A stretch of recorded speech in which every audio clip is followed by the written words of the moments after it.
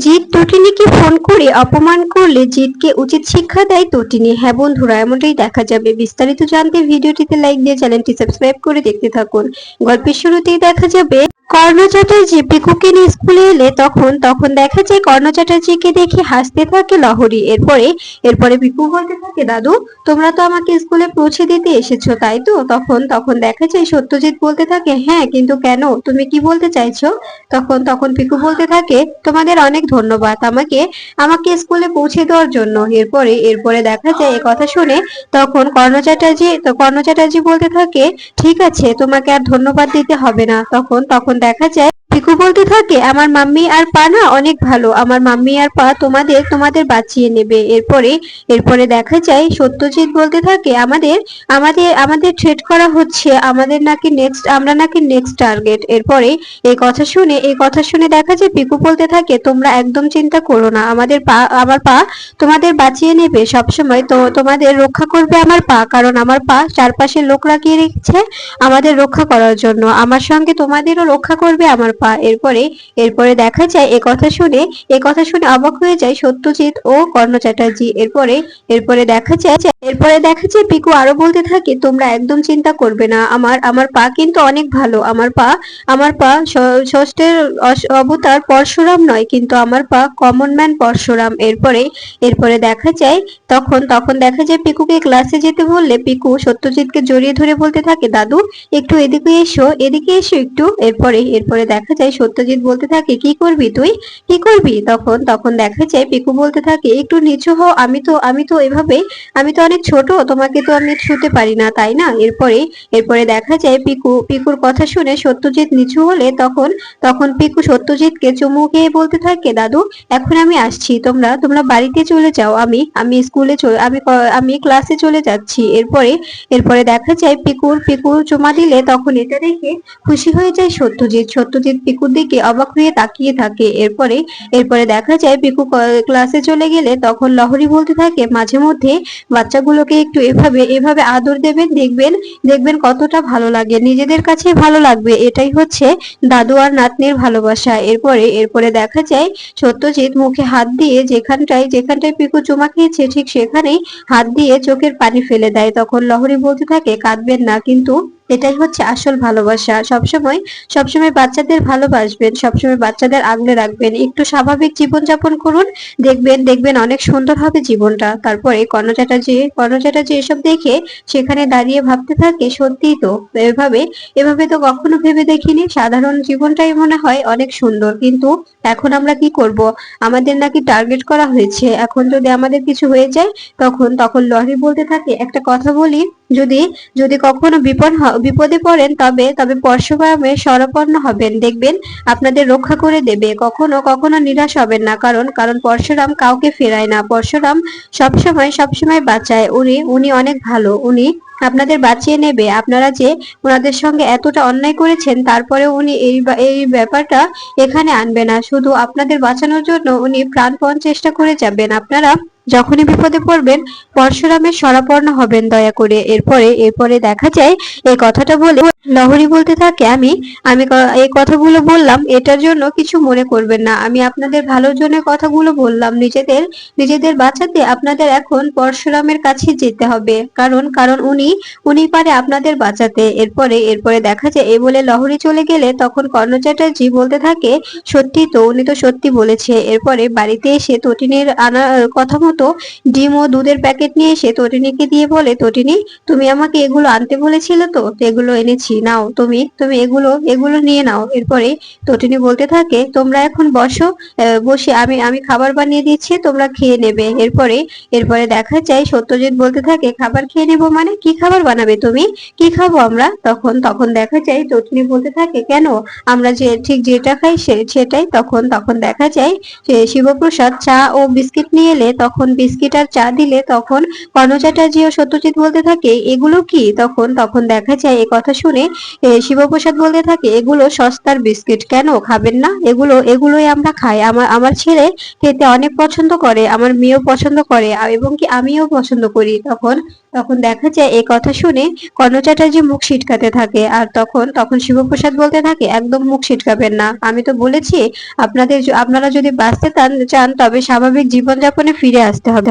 স্বাভাবিক জীবনযাপনে ফিরতে পারলে তবে আপনাকে আপনাকে আমি আমি বা- আমরা আমি বাঁচিয়ে নিতে পারবো। তখন তখন দেখা যায় এই কথাগুলো শুনে তটিনী সেখানে দাঁড়িয়ে থেকে হাসতে থাকে। এরপরে এরপরে দেখা যায় শিবপ্রসাদ বলতে থাকে, আসলে আসলে আপনার মেয়ের অসুস্থ, তো তাই আমি রান্নাগুলো করেছি। আমি ওই যে সজনে ফুলের বড়া, মসুর ডাল, আরো আরো অনেক কিছু বানিয়েছি, সঙ্গে শেষ পাতে একটু একটু মাংসও আছে, কিন্তু 2 পিস করে খেতে হবে, 2 পিসের বেশি দিতে পারবো না। এ কথা শুনে কর্ণ চ্যাটার্জি বলতে থাকে, সজনে ফুল মানে এসব কি, এসবের মানে কি? তখন তখন পরশুরাম বলতে থাকে, কেন সজনে ফুল কখনো দেখেননি? তখন তখন দেখা যায় কর্ণ চ্যাটার্জি বলতে থাকে, এগুলো আবার খায় নাকি? তখন তখন শিবপ্রসাদ বলতে থাকে, কেন কখনো খাননি? অনেক অনেক মজা, অনেক মজা, আমরা তো খাই, আমাদের অনেক ভালো লাগে, আপনি একবার খেয়ে দেখুন, একদম একদম চেটে পুটে খাবেন, সবসময় খেতে ইচ্ছে করবে, একবার একবার নিজেরা স্বাভাবিক জীবনে ফিরেই দেখুন কি হয়। তখন তখন কর্ণ চ্যাটার্জি এ কথাগুলো শুনে অবাক হয়ে যায়। এরপরে শিবপ্রসাদ বলতে থাকে, একদম একদম চিন্তা করবেন না, আপনারা একদম চিন্তা করবেন না, সবকিছুর জন্য সামলানোর জন্য আমি আছি, আপনাদের সবকিছু সামলে দেব। এরপরে দেখা যায় কর্ণ চ্যাটার্জি বলতে থাকে, আমরা যে খাবো আমাদের তো স্নান করতে হবে, তাই না? স্নান ছাড়াই কি খেয়ে নেব? তখন তখন শিবপ্রসাদ বলতে থাকে, কেন কেন স্নান করবেন, তারপরে খাবেন, আর খেয়ে দিয়ে আমার ছেলের সঙ্গে মিট করতে যাবেন, আর সেখানে গিয়ে আমার ছেলের সঙ্গে কথা বলবেন। তখন তখন দেখা যায় কর্ণ চ্যাটার্জি বলতে থাকে, বাকে পেয়ে ভালোই ভালোই আমাদের আমাদের অপমান করছো, তাই না? তখন তখন দেখা যায় শিবপ্রসাদ বলতে থাকে, কোথায় অপমান করছি? এটাকে অপমান বলে না, এটা যদি আপনি অপমান মনে করেন, এটা এটা আপনার ব্যর্থতা, আমাদের কিছুই নয়। তখন তখন দেখা যায় তটিনী বলতে থাকে, প্লিজ ড্যাড, তুমি তুমি এভাবে বলো না, এটা তো কোনো অপমান করছে না, ও কেন অপমান করবে বলো? এরপরে দেখা যায় কর্ণ চ্যাটার্জি বলতে থাকে, আমরা আমরা কিভাবে স্নান করব? এখানে কি আমাদের পোশাক আশাক আছে যে আমরা স্নান করব?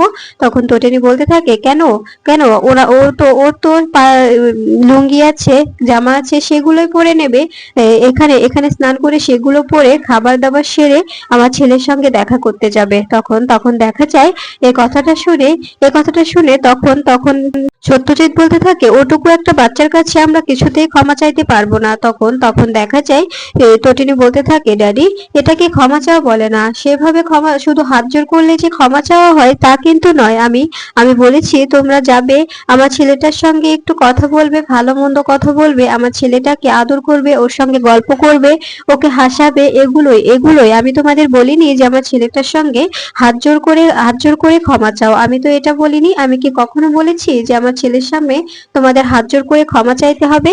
তখন তখন দেখা যায় তটিনীর কথা শুনে সত্যজিৎ বলতে থাকে, ঠিক আছে, গেলাম গেলাম আমরা আমরা গিয়ে লাট্টুর সঙ্গে কথা বলে দেখা সাক্ষাৎ করে ওর সঙ্গে হাসি ঠাট্টা করে এলাম, তারপরে কি আমরা আমরা আমাদের আর কোনো কাজ আছে? এরপরে কিন্তু আর কিছু করতে পারবো না, আর এটাও দেখবে কোর্টে যেন আমাদের কোনো অপমান না হতে হয়। তখন তখন দেখা যায় তখন কর্ণ চ্যাটার্জি বলতে থাকে, হ্যাঁ, কোর্টে যেন কোনো ঝামেলা না হয়। তখন তটিনী বলতে থাকে, আগে আগে যে কাজগুলো করতে বলা হচ্ছে সেগুলো করো, পরেরটা পরে দেখা যাবে। তোমার তোমার জামাই তোমাদের বাঁচিয়ে নেবে, যে করেই হোক তোমার জামাই তোমাদের বাঁচানোর চেষ্টা করবে, আর আর তোমাদের টার্গেট করা হয়েছে, তোমরা কি জানো? তখন সত্যজিৎ বলতে থাকে, হ্যাঁ জানি, শুনেছি যে আমাদের নাকি টার্গেট করা হয়েছে, কিন্তু কিন্তু আমাদের কে টার্গেট করলো? তখন তখন দেখা যায় এ কথা শুনে শিবপ্রসাদ বলতে থাকে, আপনাদের আপনাদের র্যাকেটের মাথায় যিনি বসে আছেন, বিজিত লাহিড়ী, উনি আপনাদের আপনাদের সরিয়ে দিতে চাচ্ছেন প্রমাণ লোপাট করার জন্য, আপনাদের সরিয়ে